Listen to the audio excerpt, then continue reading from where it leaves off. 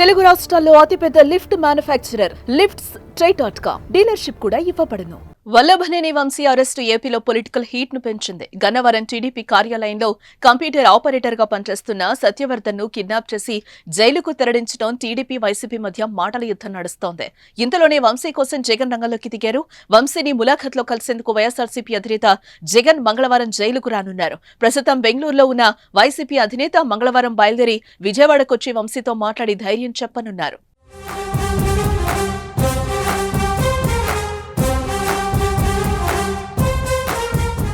ఇప్పటికే వంశీ అరెస్ట్ ను social media వేదికగా జగన్ ఖండించారు.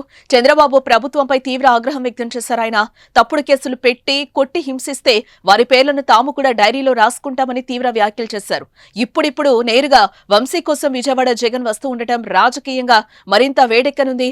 వంశీతో జగన్ ఏం మాట్లాడనున్నారు, తర్వాత మీడియాతో ఏం చెప్పనున్నారన్నది ఇప్పుడు ఆసక్తి రేపుతోంది.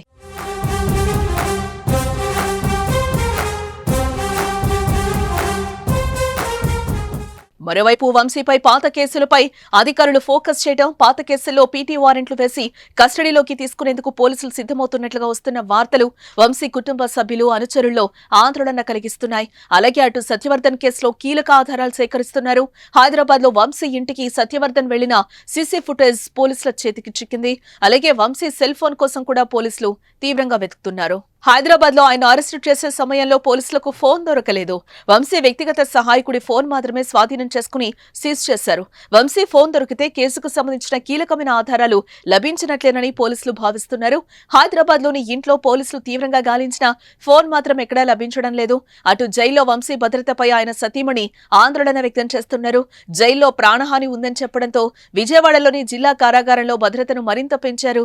వంశీని ఉంచిన సెల్ వద్ద అదనపు గార్డులను నియమించారు. అక్కడికి తోటి ఖైదీలు రాకుండా పరదాలు కట్టారు.